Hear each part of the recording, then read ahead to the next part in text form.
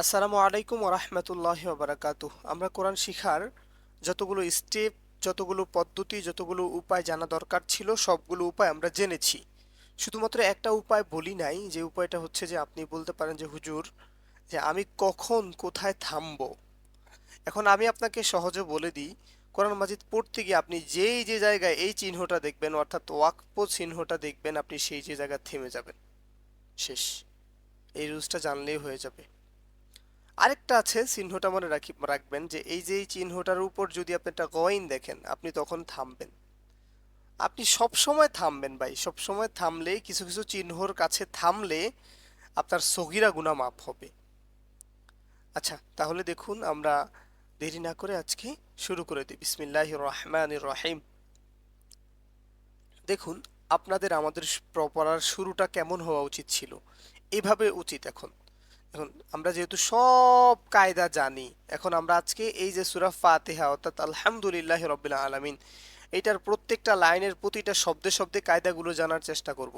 আমরা প্রথমে শিখেছিলাম হরকত। দেখুন, এই যে উপরে এটাতে আছে হরকত, পরেরটাতে জজম, এটা হচ্ছে হরকত। হরকতের আবার ভিতরে জবর, এটা জজম, পেশ, তাসদিদ, খাড়া জবর, জবর, তাসদিদ, হুম, জজম বা সাকিন, খাড়া জবর, জবর, কি হলো এটা, সাকিন, জবর, তাসদিদ, জবর, সাকিন, আলিফ। এগুলো তো পারেন, তাই না? এখন দেখুন, আপনাকে যদি প্রশ্ন করা হয় যে এই যে এতটুকুর মধ্যে, শুধু এই এতটুকুর মধ্যে মদের হরফ কোনটা, মদ কোনটা, টানতে হবে কোনটা, দেখুন তো। এখানে কি টানতে হবে? এই যে এখানে আমি মাউস টানতেছি, আপনি একটু দেখেন যে টানতে হবে কোথায়। এই যে এখানে টানতে হবে, এখানে টানতে হবে। কি পরিমাণ টানতে হবে? এক আলিফ পরিমাণ টানতে হবে। কেন? খাড়া জবর। তারপর আবার দেখুন, এখানে এই যে টানতে হবে, এক আলিফ পরিমাণ টানতে হবে। এবার দেখুন, এই যে জেরের পরে ইয়া আছে, জেরের পরে ইয়া আছে, তাইলে এখানে একটা মদ, তাইলে এটা এক আলিফ টানতে হবে। এবার নিয়মটা কি ছিল? এই মদের হরফের পরের পরে যদি ওয়াকফ দেখি, থামার চিহ্নটা দেখি, তাহলে এই যে এই এক আলিফ টানটা তিন আলিফ টান হয়ে যাবে। আমি কিন্তু আপনাদেরকে এটা বলেছিলাম। আমার স্যার কল করছে, একটু মেসেজ দিয়ে নিচ্ছি।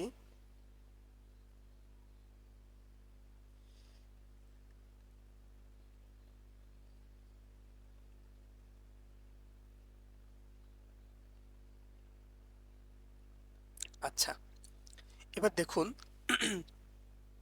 কি হবে। দেখুন, আমরা পড়ি, হামজা জবর লামে জজম আল, হা জবর মিমে জজম হাম, আল হাম, দাল পেশ দু, আল হাম দু, লামজের লামে তারসিদ লিল, লাম খারা জবর লা, লিল লা, হা জের হি, আল হামদু লিল্লাহি, র জবর বায়ে তাসদিদ রব, র জবর বায়ে তাসদিদ রব, বা জের লামে জজম বিল, রব বিল, রব বিল। দেখুন, মাঝখানে কিন্তু আলিফটা বাদ হয়ে গেল। কেন বাদ হয়ে গেল? এটার উপর জবর জের পেশ কোনো কিচ্ছু নাই, এই জন্য এটা বাদ হয়ে গিয়েছে। তাহলে রব বিল, আলহামদুলিল্লাহি রব্বিল। তাইলে এইটুকুর মধ্যে টান দিলাম একটা জায়গায়, লা, আলহামদুলিল্লাহি রব্বিল আ। আমরা কিন্তু এখানে এটা গলার ভিতর থেকে বলতে হবে। আমরা যদি শুধু বলি আলামিন, এভাবে বলা যাবে না। আবার শুরুতে আমরা যে বললাম আলহামদু, আলহামদু, আলহামদু বললাম, হামজা জবর লামে জজম আল, হা জবর মিমে জজম হাম, হাম, হাম, হাম না কিন্তু। এখন দেখুন, আমরা যারা বাংলাতে পড়ি তারা কিন্তু ভুল করি। অনেক এক্সপার্ট লোককে দেখা যায় যারা বাংলা ভাষায় খুব চমৎকার করে কথা বলতে পারে, কিন্তু তারা যখন আরবি শব্দগুলো উচ্চারণ করে, তখন কিন্তু আমরা হুজুররা বুঝি যে তার এখানে ভুল হচ্ছে। মানে দেখুন, আলহামদু শব্দের অর্থ হচ্ছে যে সমস্ত প্রশংসা আল্লাহর। আলহামদুলিল্লাহ এটার অর্থ হচ্ছে এটা, কিন্তু যখন আপনি পড়বেন আলহামদু, হামদু, এটা না পড়ে যখন পড়বেন হামদু, তখন আপনি বলবেন যে সমস্ত ধ্বংস আল্লাহ তাআলার জন্য। নাউজুবিল্লাহ, আল্লাহ আমাদেরকে মাফ করুক। এটা খুব গুনার পর্যায়ে চলে যায়। তো এই জন্য কোরআন শিখাটা সবার জরুরি ভাই। তাহলে হামদু লিল্লাহি রব্বিল, আইন খারা জবর আ, এক আলিফ টান দিতে হবে। লাম জবর লা, মিম ইয়া জের, লাম জবর লা, মিম জের ইয়ায়ে জজমি, নুন জবর না, আলামিনা। ওয়াকফ করিলে অর্থাৎ থামলে কি হবে? আলামিন।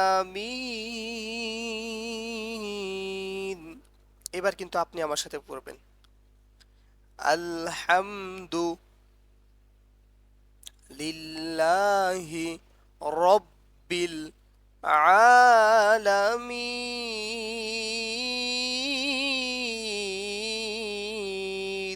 তিন আলিফ টানলাম। কেন তিন আলিফ টানলাম? জেরের পরে ইয়া আছে, ইয়ার হরফ পরের হরফের পরে ওয়াকফ আছে, এই জন্য। তার মানে এই যেটা মদের কানেকশন, মদের কানেকশনের পরে যদি আপনি থামেন তাহলে আপনাকে তিন আলিফ টানিয়ে পড়তে হবে।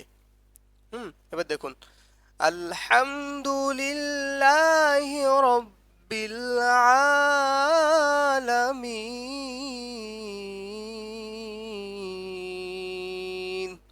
সুর দিয়ে পড়ার চেষ্টা করবেন। এবার দেখুন এই যেটার উপরে কিন্তু জবর নাই, এটা জবর দিয়ে পড়তে হবে, কেন মনে রাখবেন তাসদিদের আগে জবর তো মিলাইতে হবে, হ্যাঁ, কারণ এটা ওরা এইভাবে দিছে নুনে জবর রয়ে তাসিদ নার, আলহামদুলিল্লাহি রব্বিল আলামিন আর রহ, নার নার রহ। কিন্তু আমরা তো এখানে থামলাম, থামার ফলে এখানে একটা জবর থাকে, এটা আমাদেরকে বুঝে নিতে হবে, এটা জবর আছে, হ্যাঁ। দেখুন হামজা জবর রয়ে তাসিদ আর, র জবর হায় জজম রহ, রহ রহ, গলার ভিতর থেকে বলতে হবে রহ। হা হুতে শুধু হ বললে হবে না। আর রহ, মিম খারা জবর মা, একালিপ টান, দেখছেন? আর রহমা, নুনে জের রয়েত তাসিদ নির, নুনে জের রয়েত তাসিদ নির, আর রহমানির, র জবর র, হা জের ইয়ায়ে জজম হি, একালিপ টান, আর রহমানির রহিম, মিম জের মি, রহিমি। দেখুন এই যে মদের কানেকশন আসছে, মদের কানেকশনের পরের পরের হরফে যদি, পরের হরফের পরে যদি ওয়াকফ হয় তাহলে কয় আলিফ টানতে হবে? তিন আলিফ টানতে হবে। তাহলে কি হবে? রহিম।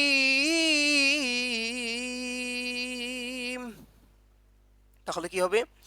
আর রহমানির রহিম। ঠিক আছে। এবার দেখুন এই যে খারা জবর একালিফ টান, মিম খারা জবর মা, লাম জের লি, মালি, কাপ জের কি, মালিকি, ইয়া জবর ওয়ায়ে জজম ইয়াও, মালিকি ইয়াও, মিমে জের দালে তাসিদ মিদ, মালিকি ইয়াও মিদ, মালিকি ইয়াও মিদ, দাল জের ইয়ায়ে জজম দি, টানতে হবে। কেন টানতে হবে? এই যে জেরের পরে ইয়া আসছে, জেরের পরে ইয়া আসছে, মালিকি ইয়াউমিদ্দিন, নুন জের নি, মালিকি ইয়াউমিদ্দিনি। এই যে দেখুন নুন জের নি, তাহলে মদের কানেকশনের পরের হরফের পরে ওয়াকফ আসছে, এই জন্য এখানেও তিন আলিফ টানতে হবে। তাহলে দেখুন মালিকি ইয়াউমিদ্দিন।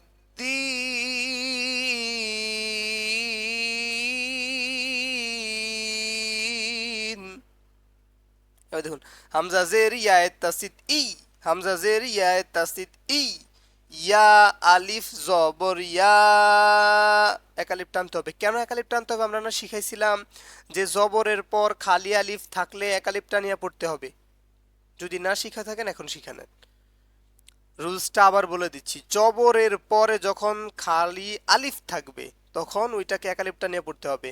ইয়া কা, কাপ জবর কা, ইয়া কা, নুন জবর আইনে জজম না, বা পেশ বু, না বু, দাল পেশ দু, না বুদু, ইয়া কা না বুদু, ওয়াও জবর ওয়া, হামজা জের ইয়া তাসদিদ ইয়া, আলিফ জবর ইয়া, ওয়া ইয়া, কাফ জবর কা, ওয়া ইয়া কা, ইয়াকা না'বুদু ওয়া ইয়াকা, নুনে জবর সিনে জজম নাস, তা জবর তা, নাস্তা, আইন ইয়া আইন জের ইয়া জজম ই, নাস্তাই, নুন পেশ নু, নাস্তাইনু, নাস্তাইনু, এই যে আইনে জের ইয়া জজম ই, দেখছেন জেরের এবং ইয়ার সম্পর্ক আসছে, আসলে এখানে একালিপ টানতে হবে, কিন্তু পরে ফলো করতে হবে যে এই যে একালিপ টানার পরের হরফের পরে যদি ওয়াকফ হয় তাইলে এটা আবার একালিপ না, এটা তিন আলিপ টান হয়ে যাবে।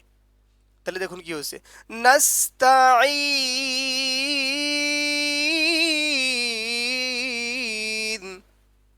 তাহলে পুরা ফুল পড়ুন তো দেখি, ইয়াকা না'বুদু ওয়া ইয়াকা নাস্তাঈন।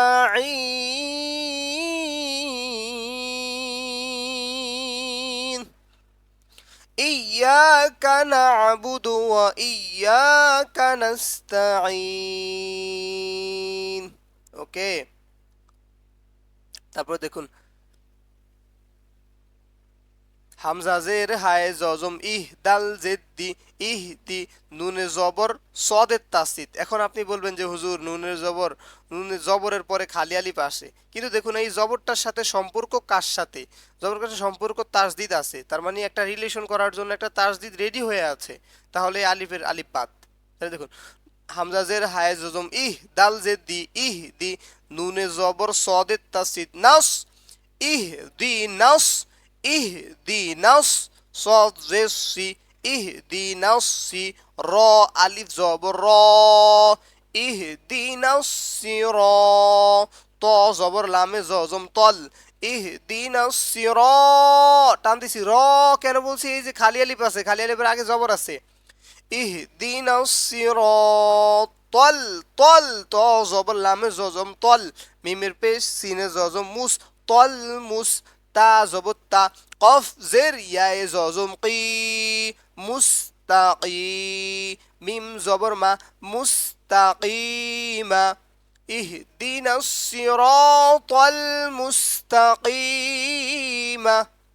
যখন আপনি ওয়াকফ করবেন মানে থামবেন, দেখুন এই যে জেরের আগে জের এবং ইয়ার সম্পর্ক হয়েছে, এই সম্পর্কের পরে তিন আলিফ টানতে হবে, তাহলে এটা তিন আলিফ টানতে হবে, এটা শুধু এক আলিফ না। তাহলে কিভাবে হয় দেখেন, اهدنا الصراط المستقيم কি হলো, اهدنا الصراط المستقيم। আর এখানে অবশ্যই এই কপটা একটু শক্ত, গলার ভিতর থেকে বলতে হবে কিম কিম কফ কাফ। আপনি যদি কিম বলে তাহলে এখানে ছোট কাফ হয়ে যাচ্ছে, তাই না, আমাদের শব্দ অর্থাৎ হরফ উচ্চারণে ভুল হচ্ছে, এটা হওয়া যাবে না। এবার দেখুন সদ জেসি র আলিফ জবর র সির ত জবর লামে তাসদিদ তল সির তল লাম জবর লা সির তল্লা। দেখুন র টান দিচ্ছি, কেন টান দিচ্ছি, জবরের পরে খালি আলিফ আছে, সির তল্লা জাল জের ইয়ায়ে জজম জি। কেন টান দিচ্ছি বলেন তো, এই যে জেরের পরে ইয়া, জেরের পরে ইয়া, জেরের পরে জজমালা ইয়ার সম্পর্ক আছে, তাহলে কি সিরাতাল্লাযীনা হামজা জবর নুনে জজম আন আইনে জবর মিমে জজম আম তা জবর তা আন আমতা আন আমতা না, কিন্তু এখানে আমতা যদি হামজা হইতো, কিন্তু এটা আইন আইন আইন, তাহলে কি হবে আন আমতা صراط الذين أنعمت আইন জবর আ লামে জবর ইয়ায়ে জজম লাই আলাই আলাই হাজের মিমে জজম হিম আলাইহিম আলাইহিম আলাইহিম। আবার দেখুন صراط الذين أنعمت عليهم عليهم أنعمت عليهم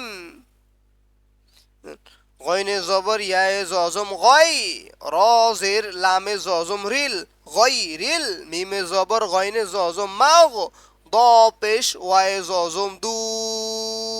এই যে একটা টান দিছি, খেয়াল করছেন কেন টান দিছি বলেন তো, এই যে ওয়াওটা একটু বেঁকা, পেশটাও একটু বেঁকা, এই দুইটার মধ্যে একটা সম্পর্ক হয়েছে। আমরা মদের হরফ কিভাবে শিখছিলাম? পেশের পরে যদি জজমওয়ালা ওয়াও হয়, অর্থাৎ পেশের বাম পাশে জজমওয়ালা ওয়াও মদের হরফ, তাহলে কি হলো? ضاد পেশ ওয়াই জজম দু গয়রিল মাগদু বাজের বি গয়রিল মাগদুবি আইন জবর আ লামে জবর ইয়ায়ে জজম লাই আলাই গয়রিল গয়রিল মাগদুবি আলাই হা আলাই হাজের মিমে জজম হিম আলাইহিম গয়রিল মাগদুবি আলাইহিম। এবার দেখুন পরে দেখুন ওয়াও জবর ওয়া, ওয়াও জবর ওয়া, ওয়াও জবর ওয়া, দেখুন কি লিখছে? ওয়াও জবর ওয়া, লাম জবর দদের তাসদীদ লাউদ, লামে জবর দদের তাসদীদ লাউদ। দেখছেন মাঝখানে যে কতগুলা বাদ হয়ে গেছে, এই যে এই শব্দগুলো কিন্তু বাদ হয়ে গেছে, তাই না? তাহলে কি ওয়া লাউদ, ওয়া লাউদ দদ, দেখুন দদ জবর দ, দদ জবর দ, দদ জবর দ না, কিন্তু দেখুন এই যে উপরে মোটা চিহ্ন আছে, উপরে একটা মোটা চিহ্ন দেখা যাচ্ছে না? আমি আপনাদেরকে কি বলছিলাম? মোটা চিহ্ন দেখলেই আপনাদেরকে চার আলিফ টানতে হবে। কয় আলিফ টানতে হবে? চার আলিফ টানতে হবে। তাহলে কি হবে? ওয়ালাউ দ, আর জবরের সম্পর্কটা কি? দদে জবর লামের তাসদীদ দল, দদে জবর লামের তাসদীদ দল, তাহলে কি হবে? ওয়ালাউ দল লাম জেরিয়া এ জজমলি ওয়ালাউ দল্লি নুন জবর না ওয়ালাউ দল্লিনা। এই যে দেখুন এখানে কি হয়েছে? এখানে জের এবং ইয়ায়ের কাজ হয়েছে, সম্পর্ক হয়েছে। জেরের পরে জজমালা ইয়া হয়েছে। ইয়া হওয়ার কারণে এখানে আমাদের একটা একটা মদ আছে, কিন্তু এই মদের হরফের পরে যদি ওয়াকফ হয়, তাহলে এই জায়গায় আমাদেরকে কি করতে হবে? তিন আলিফ টানিয়ে পড়তে হবে। তাহলে কি হয়? ওয়ালাউ দল্লিন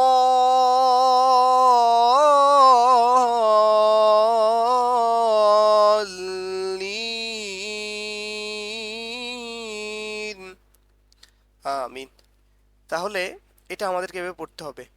প্রথম থেকে আমি আরেকবার পড়ে দিচ্ছি, খেয়াল করেন। আলহামদুলিল্লাহি রাব্বিল আলামিন আর রহমানির রহিম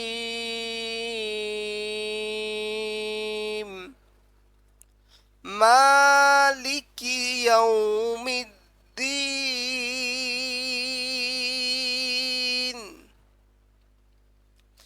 ইয়্যাকা না'বুদু ওয়া ইয়্যাকা নাস্তাঈন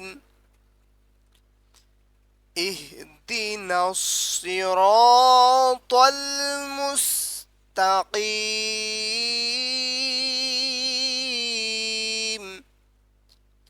সিরাতাল লাযীনা আন'আমতা আলাইহিম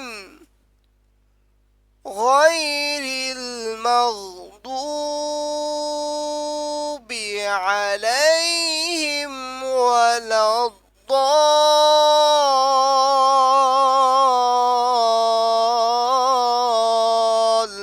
الضالين صدق الله العظيم। একটু চেষ্টা করবেন আপনারা ইনশাআল্লাহ, হ্যাঁ।